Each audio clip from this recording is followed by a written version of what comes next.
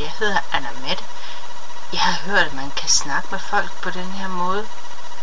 Det er der nogen, der har fortalt mig. Jeg ved godt nok ikke, hvordan det skal fungere, fordi ja, da jeg var lille, så er man jo, der sad en pipfuld inde i det der kamera, men den tror jeg jo ikke på længere.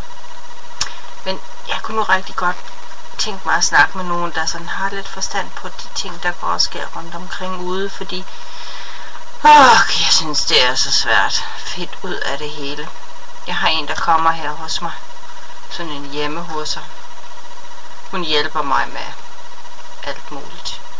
Hun siger, at der er mange ting, jeg skal lære, men ja, jeg ved nok. Jeg synes nu, jeg har fint styr på mit liv selv, men hun siger, at der er mange ting, jeg skal finde ud af. Så ja, det er jo nogen, der har taget en uddannelse, så måske har hun jo ret. Jeg ved det ikke. Men måske er der jo nogen derude i den store, hvide verden, som kan komme med nogle idéer til mig om, hvad jeg gør forkert.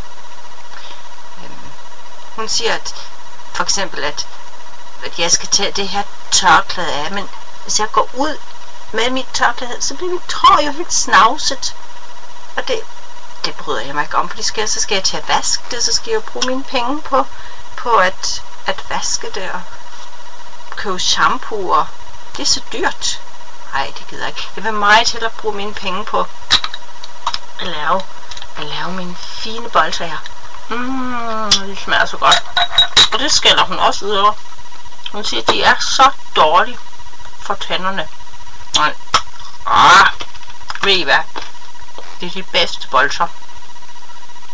Det er en gammel veninde, der selv laver dem. De smager så godt.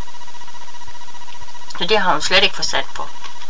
Det synes jeg i hvert fald ikke, hun har. Men nu får vi at se. Måske er der jo nogen, der melder sig ude fra den store hvide verden og får en sluddersnak sammen med mig. Hej hej, vi ses.